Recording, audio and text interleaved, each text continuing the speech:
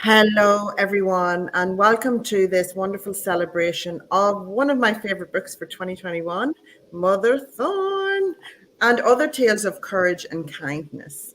Juliet Marillier is the author, and we are delighted to be having a chat today about all things Mother Thorn. Welcome, Juliet. Thank you, and hi everyone.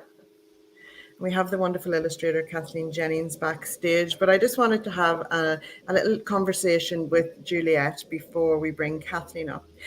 Juliet, Mother Thorn is a collection of four stories, and we asked you, would you like to do a book with Serenity Press of a collection of stories? And this is better than we could have even imagined. So I know you're a busy, writer with all of your other projects, but you took this one on. What called you from Mother Thorn? Oh, well, I've always loved fairy tales, and with my other writing, even though I write more sort of epic fantasy and romantic fantasy for adults mostly, fairy tales play a part in everything I write. I've just got those ideas and the tropes and the symbolism and the meaning of fairy tales running through everything I do. That's to say, that comes from devouring them as a child. And so the opportunity to actually write some, my own versions of some fairy tales, because these are, as you know, not retellings, they're kind of reimaginings of the fairy tales, and which I hope will be more relevant for today's audience. It was very exciting, and the thought of collaborating with Kathleen Jennings was also marvelous, because I love her artwork so much, and all sorts of ideas sprang into my mind about what I might write and what she might do. So, it was a wonderful opportunity. And what I've chosen are one story is not strictly a fairy tale, but certainly three fairy tales that I loved as a child that I thought deserved a little bit more attention, and about which I had my own ideas about what I would put into them. So that's where we came from. And the subtitle, Other Tales of Courage and Kindness, I guess I like to spread a message of courage and kindness to everybody. And I think that's the way to live your life. Brave, strong and wise, which I think Kate Forsyth also mentions in Yeah. her stories, is the way to go. So that's how these stories came about. Not specifically written for children, although the book is fine for what I think we say about age 10 upwards. Yeah. But they're for adult readers too. They're for anyone who loves their fairy tales and would like to, I guess, step into a world of magic for a little while. And you do bring us there, and I love the way that you describe them, reimaginings, and they Mm, are. mm. You had fun reimagining these stories, didn't you, Juliet? I did one in particular, which is the most fun story of the four. But yes, I did. And the characters, in fairy tales, often you'll get characters who are just called the witch or the girl or the sailor or whatever, and they don't get names, and they're not particularly individual. With these stories, I really believed in the central characters of each story. I felt that they were real people to me while I was writing, and I'm hoping the readers will feel that too. Oh, absolutely. I'm sure everyone's nodding their heads in agreement if they're watching. If anyone's watching and you have a question for Juliet or Kathleen, please just pop it in because we will see it and we can ask it. So you mentioned there that you have a favorite of the four. Can you share with everyone what that is and why? I think my favourite of the four may also be your favourite of the four, which is pea soup, which is it's the most lightweight of the four, and it's based, as you might imagine, on The Princess and the Pea. That was a challenge for me, really. I like the fairy tale The Princess and the Pea, but it's one of those stories that is kind of impossible and ridiculous while being fun at the same time. So I challenged myself with each of these stories, and with that one I thought, right, I'm going to write a version of The Princess and the Pea that is sort of believable, that's something that perhaps could really happen. So I had to deal with the fact that the mother wants the son to marry a princess. Why? I had to work that out. The thing with the mattresses. And then I was sharing this with my readers on social media while I was writing, and I said to them, I'm going to have, little teeny chapters from different voices. There's the girl, Bella, the young woman. There's Yes. the boy, Fred, who may or may not be a prince, but he's certainly a very good cook, and his mother, Maria. And there's a backstory to it that sort of makes sense in terms of the potential marriage. And there's a mouse, and there's some peas. And originally I gave the mouse a voice. I changed my mind about that, but the readers said, "Oh, you've got to give the pea the point of view. It's the other character is the pea." And I thought, oh, what? And anyway, I accepted the challenge, and so the prologue comes from the point of view of a pea, a dried pea, and it was just terrific fun to write, like a little sort of period romance, I suppose. Yeah. Yeah, absolutely. And it just adds that to the book. Like, it doesn't detract from the other three amazing stories, but it is that book that I know I was drawn to, and I know many readers are. I think because there's as a reader, there's just so much genius in how you entwined it all and made it happen. Like, there's 8 little sections, and they're just the perfect length, and it's this mastery that you just do when you write. And I remember when we went to Crum Castle, I think it was 2017, first of all, and I remember listening to you speaking, and this was way before Mother Thorn, and I was just so inspired by your words and what you were saying. I was like, wow, Juliet is so inspiring and motivating about your authorship, because Mother Thorn is, how many, what number of book is Mother Thorn? You have published a lot of books. It's about 25, I think. Yeah. Mm.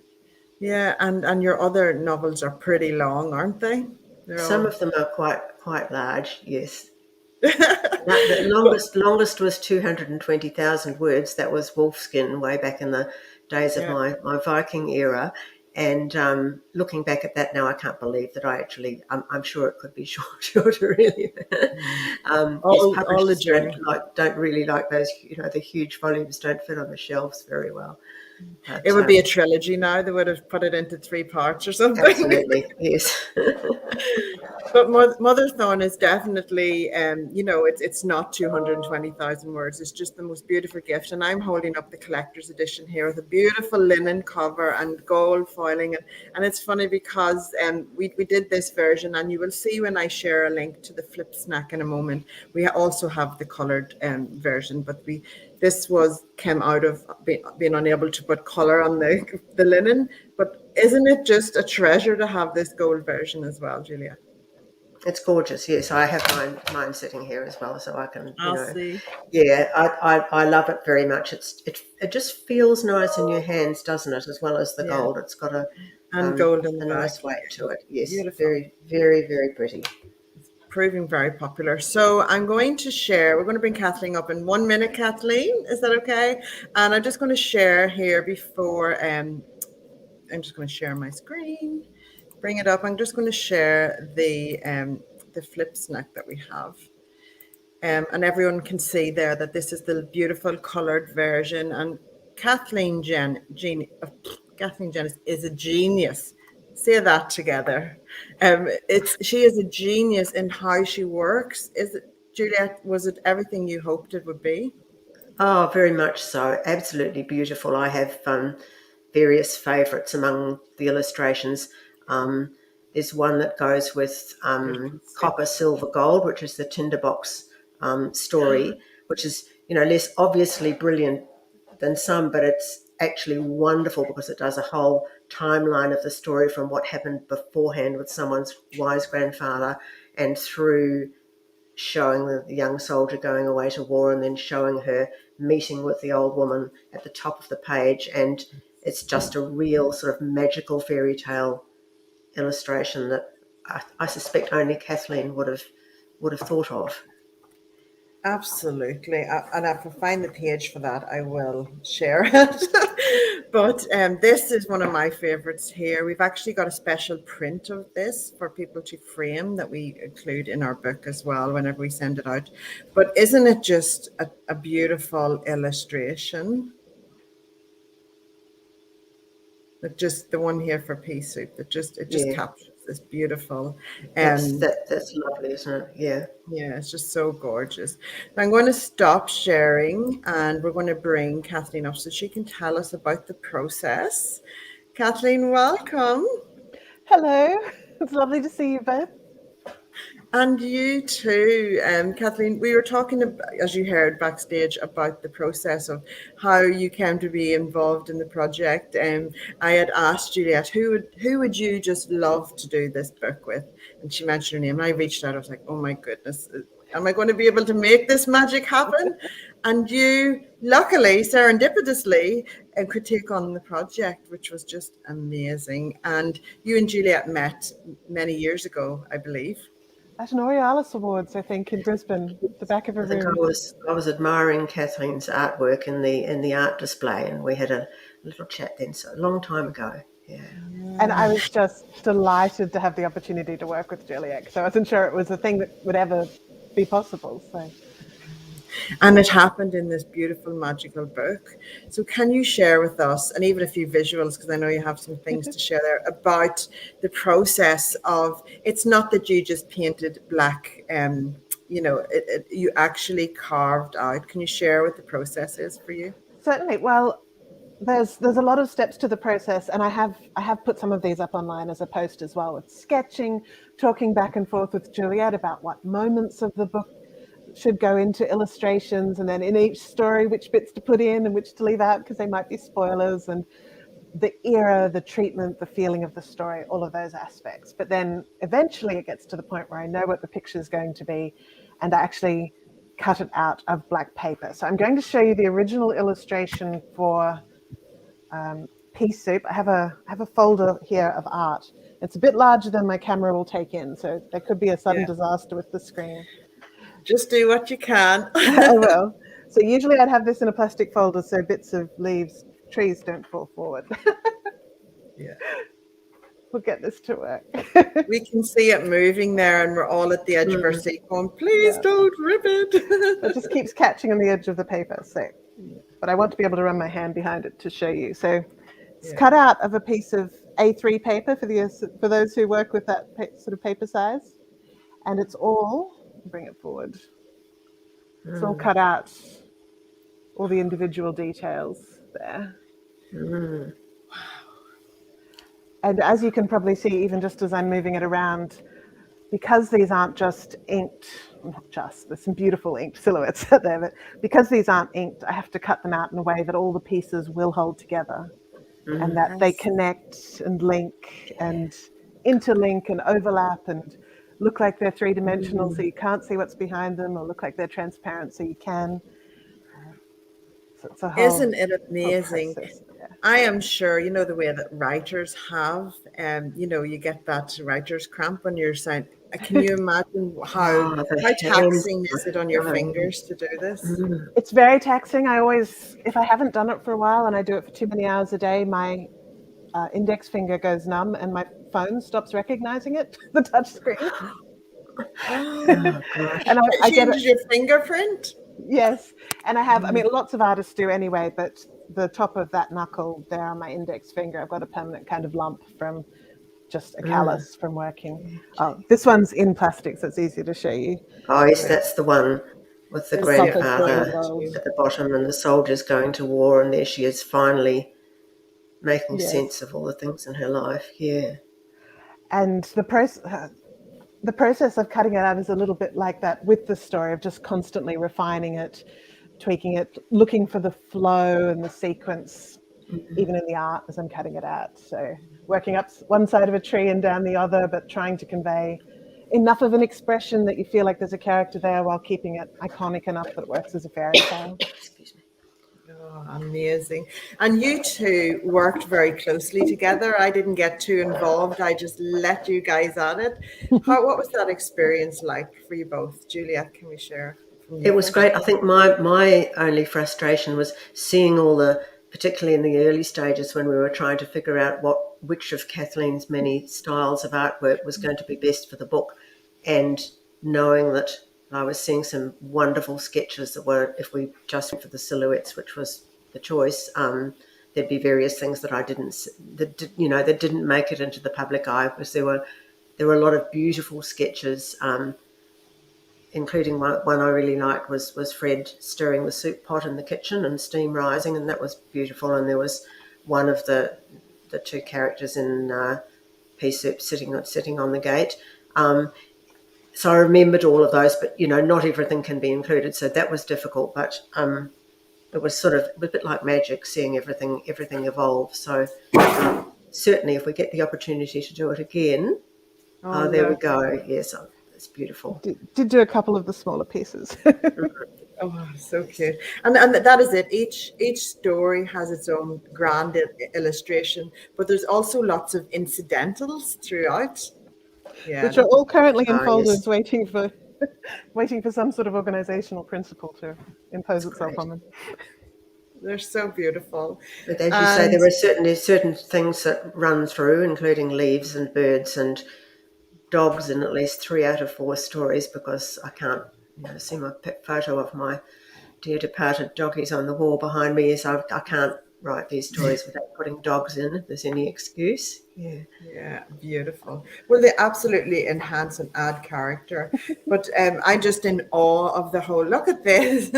I'm in awe of the whole process of how it all comes together and how the words come to life through illustration. Isn't it just a magical process? I find it, as an illustrator and a fan of Juliet's, really interesting to get to work with the stories in that way. And I mentioned a couple places where that like trying to capture the correct feeling or the era, the flow of a story so it gives it the right feeling. The Copper, Silver, Gold, which uses the story of the tinderbox, I find a fascinating one to illustrate because it's one of my favorite fairy tales. It's also one of the fairy tales I think I struggle the most with. But as an illustrator, it's a weird one because there's these descriptions of the dogs with these incredibly huge eyes. I was just thinking about that this morning, eyes as big as mill wheels, and you think, if it's a dog that's in proportion, then the soldier's going to be this big and the dog's going to be, And it's one of those things that works incredibly well in words because you can feel what the story is trying to tell you, whether you take it literally or not, and it's pulling you into this fantastic realm. The minute you try and nail it down in an illustration, it looks either ridiculous or a scientific exercise or implausible. And so trying to work around that to be true to the feeling of the story without ripping it out of the fairy tale space into a mystery science theater space or something is a really interesting exercise as an illustrator. Yeah, absolutely. They're all beautiful and gorgeous. I'm just mindful that we might go over time here, but guys, to have this conversation about this beautiful, timeless book, I think, because Juliet, you have reimagined these, you brought them into into the 21st century, where we can now fall in love with these tales all again. And we can still enjoy the originals as well. But just, it's amazing how you've done this, and to get an insight into how you write the stories and then how they're brought together with Kathleen it's just amazing. So thank you very much to both of you. Karen, can I ask you a question while you're winding up? You can ask away, of course. Which is, when you're bringing a book like this out into the world and putting it before people, how do you find yourself positioning these sorts of fairy tales to a modern reader? Absolutely. Well, that's the thing with Serenity Press, is kind of finding its own way into a fairy tale market. So we've been working with the beautiful Keir Forsyth for a while, and now we get to bring Juliet on board, and just to be able to it's Sophie Masson. So we're building up this beautiful collection that's finding its way out there, and so we are so proud to be becoming more renowned for fairy tales, and will continue to build up the collection and get them out further and wider. And it was just a very loud call that we've answered, and we transitioned into it. And so we're a few years in, and we have many years to go. So, and all of our beautiful books are all exquisite. They're all so visually beautiful, but the stories in itself conjure up. And actually, you know, like I have daughters. You've got one. We've all got one together. We've all got one. There's Lorena. Look, Lorena's saying Right, hi. better do them all together. All together, Kathleen. Show Shining yours. and whatever. So shiny. The linen cover is just so lots beautiful. of shining. Yeah. Yeah, and that's it. And the wonderful Lorena, who's here, I'm going to just bring her on so she can be on the screen with us. She says, "Thank you for a lovely interview. Big fan of both Kathleen and Juliet, as you know." Thank you, Lorena, for joining us. Thank you, Lorena. But it is that, and that's what excites me, is that these beautiful books are getting out into the hands of our beautiful girls, because I have a 13-year-old girl and I have 3 more girls coming behind them, and they get so much, and I see them bringing in the wisdoms through these beautiful fairy tales and bringing them forth into their lives. So fairy tales are that. They're full of beautiful wisdom, but amazing storytelling, and that's why it's so magical, and it fuels me for that to happen. Thank you for asking, Kathleen. Thank you for answering. Well, we thank you, Karen, for allowing, you know, for having the vision that got this going. You know, we've both just loved so much working on it. It's been wonderful. Yeah, thank you so much for answering the call, because I can have the inspired thought, but if nobody comes to the table, these amazing things don't happen. And I have to admit, it's a treasure. I just love it so much. I really do.